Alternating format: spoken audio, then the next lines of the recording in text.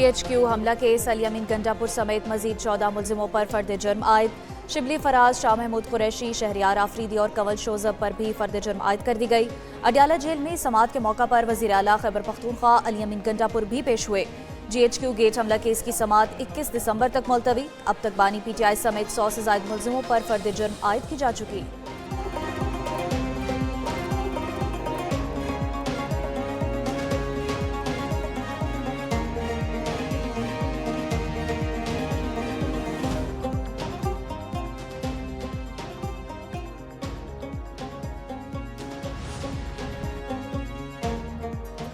PTI के एहतजाज में जख्मी होने वाला रेंजर्स एहलकार शहीद लांस नायक तनवीर को 26 नवंबर को सर में गोली लगी। रेंजर्स एहलकार थाना तरनोल के इलाके में मुजाहिरीन की फायरिंग से जख्मी हुआ था। लांस नायक तनवीर 3 हफ्ते से CMH में जेर इलाज था। पुलिस ने इंसदाद दहशतगर्दी एक्ट के तहत मुकदमा दर्ज कर रखा है। शहीद होने वाला रेंजर्स का लांस नायक मोहम्मद तनवीर नारोवाल का रिहायशी था।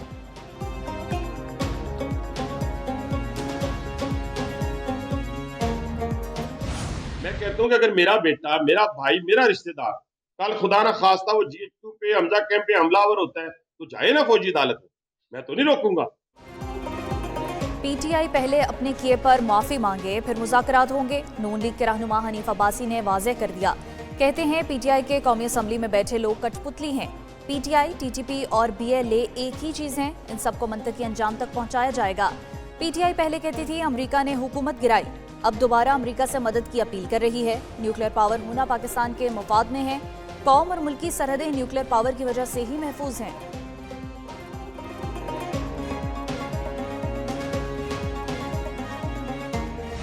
आप अंदाज़ा ये लगा लें कि हुकूमत इस चीज़ में इंटरेस्टेड नहीं है, उनका कोई इसमें कोई दिलचस्पी नहीं है। तो हम किसी के पास नहीं जा रहे हैं। हमारी टीम जो है बनाई हुई है, जिसने बात करनी है तो करे, नहीं करनी तो ना करे। लगता है हुकूमत को मुज़ाकरात में कोई दिलचस्पी नहीं, किसी के पास नहीं जाएंगे। मुज़ाकरात करने हैं तो करें, नहीं तो ना करें। अपोजिशन लीडर उमर अयूब की पेशावर हाई कोर्ट में मीडिया से गुफ्तगू, बोले किसी से डरने वाले नहीं हैं। PTI के कारकुनान को गुंजाइश से ज़्यादा जेलों में रखा हुआ है।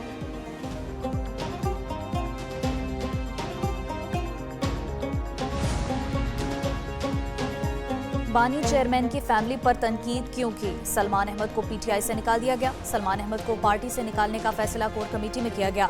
चेयरमैन बैरिस्टर गौहर ने बाकायदा नोटिफिकेशन जारी कर दिया। सलमान अहमद मुसलसल पार्टी में तकसीम और अदम इत्मीनान का किरदार अदा कर रहे थे। सोशल मीडिया पर गैर जरूरी पोस्टें और इश्तिआल अंगेजी का काम कर रहे थे। वार्निंग के बावजूद रवैया तब्दील नहीं किया था।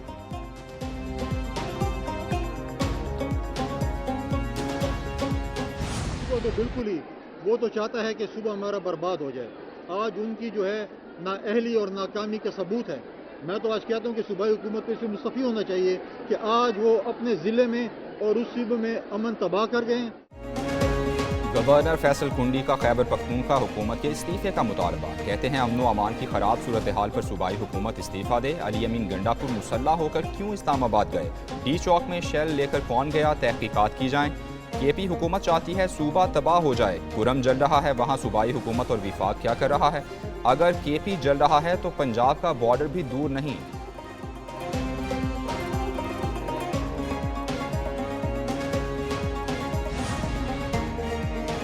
चैंपियंस ट्रॉफी का तनाज़ा तय हो गया। मैचेस हाइब्रिड मॉडल के तहत होंगे। ICC ने चैंपियंस ट्रॉफी 2025 हाइब्रिड मॉडल के तहत कराने की तस्दीक कर दी।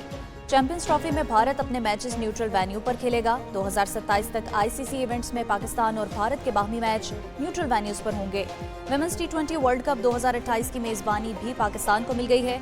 चैंपियंस ट्रॉफी के शेड्यूल का ऐलान आइंदा चंद रोज में किया जाएगा।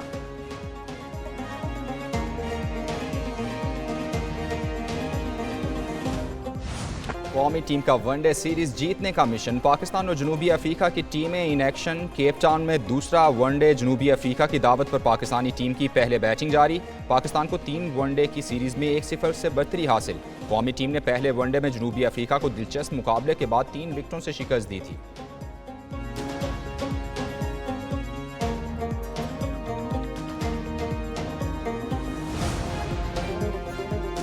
पाकिस्तान स्टॉक मार्केट में तारीख की बदतरीन मंदी देखी गई। हंड्रेड इंडेक्स में 4,795 पॉइंट्स की कमी। इंडेक्स 1,06,274 पर आ गया। कारोबार के दौरान इंडेक्स में 4.32% की कमी रिकॉर्ड। गुज़िश्ता रोज 3,790 पॉइंट्स की कमी हुई। 2 दिन में इंडेक्स में 8,585 पॉइंट्स की कमी हो चुकी है। दूसरी जानिब इंटरबैंक में डॉलर की कीमत में 12 पैसे का इजाफा हुआ।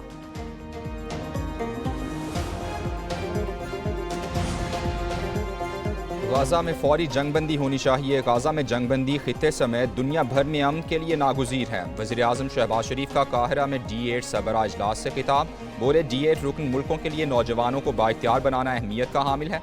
पाकिस्तान यूथ प्रोग्राम के जरिए मयारी तालीम फराहम करने के लिए पुरअज़्म है। वज़ीर-ए-आज़म कॉन्फ्रेंस के लिए मिस्र के शाही महल पहुँचते तो सदर अल फत्ताह अल सीसी ने पुरतपाक इस्तकबाल किया।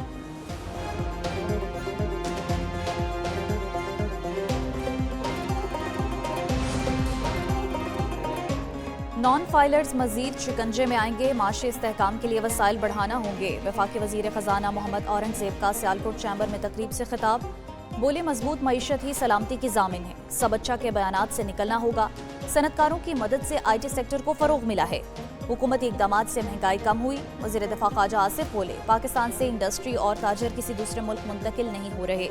वज़ीर तिजारत जाम कमाल खान ने भी खिताब किया। कलेक्टर कस्टम जो है प्राइस पोस्टिंग के लिए 40-40, 50-50 करोड़ रुपए रिश्वत देते हैं। हलाल और हराम की तमीज खत्म हो गई है। मुल्क भर में रजिस्टर्ड दीनी मदारिस और तालिब इल्मों की तफसीलात सेनेट में पेश। पाकिस्तान में रजिस्टर्ड मदारिस की तादाद 17,738 है। मदारिस के रजिस्टर्ड तालिब इल्मों की तादाद 22,49,520 है। इस्लामाबाद में 199 रजिस्टर्ड मदारिस और 11,301 तलबा मौजूद। पंजाब में 10,012 रजिस्टर्ड मदारिस और 6,64,000 तलबा मौजूद।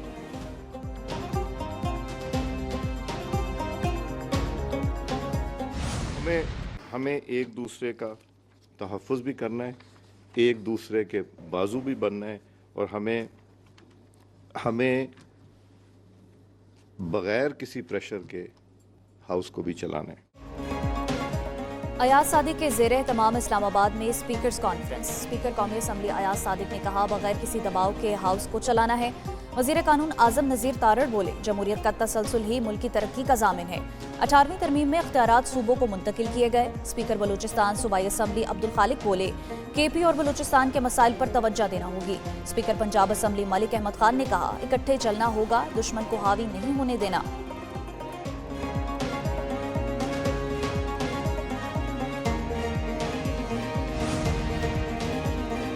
वज़ीर आला पंजाब मरियम नवाज शरीफ की ज़ेर सदारत काबीना का इजलास। पारा चिनार के लोगों की दरख्वास्त पर दवाएं और दीगर सामान भेजने की मंजूरी। मरियम नवाज ने कहा पारा चिनार के आवाम की ज़रूरत के मुताबिक मोबाइल हेल्थ यूनिट भी भेजा जाएगा। पारा चिनार के आवाम हमारे अपने हैं, मुसीबत और मुश्किल में तन्हा नहीं छोड़ सकते।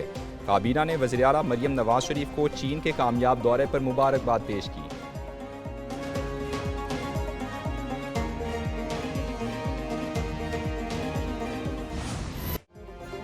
यूनान कश्ती हादसा, रेस्क्यू ऑपरेशन खत्म हो गया। लापता अफराद मुर्दा करार। 40 पाकिस्तानियों के जाँ बहक होने का खदशा।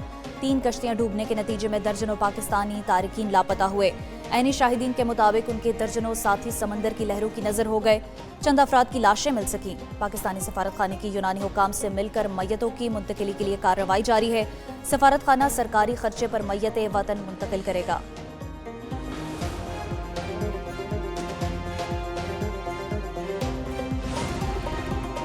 अमरीका का 4 पाकिस्तानी कंपनीज पर पाबंदियां लगाने का ऐलान। पाकिस्तान के बैलिस्टिक मिसाइल प्रोग्राम में ताउन का इल्ज़ाम। तर्जुमान अमरीकी महकमा खारिजा ने इल्ज़ाम लगाया कि कंपनीज ने आलात के हुसूल में सहूलत फराहम की। पाबंदियों का मकसद हथियारों के फैलाव को रोकना है। नेशनल डेवलपमेंट कॉम्प्लेक्स इस्लामाबाद और कराची में 3 इदारों पर पाबंदियां लगाई गईं। पाकिस्तान ने पाबंदियों का अमरीकी फैसला बदकिस्मती और मुतासिबाना करार दे दिया।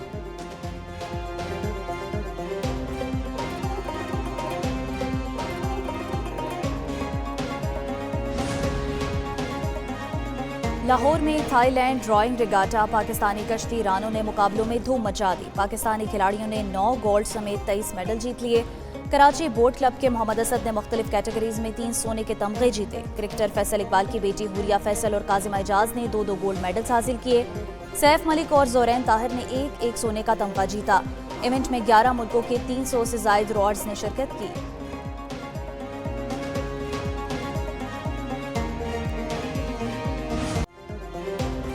और डिज्नी की एनिमेटेड क्लासिक फिल्म लिलो एंड स्टिच का लाइव एक्शन रीमेक धूम मचाने को तैयार। एक्शन, एडवेंचर और कॉमेडी से भरपूर फिल्म लिलो एंड स्टिच का टीजर जारी। फिल्म अगले साल 21 मई को रिलीज की जाएगी।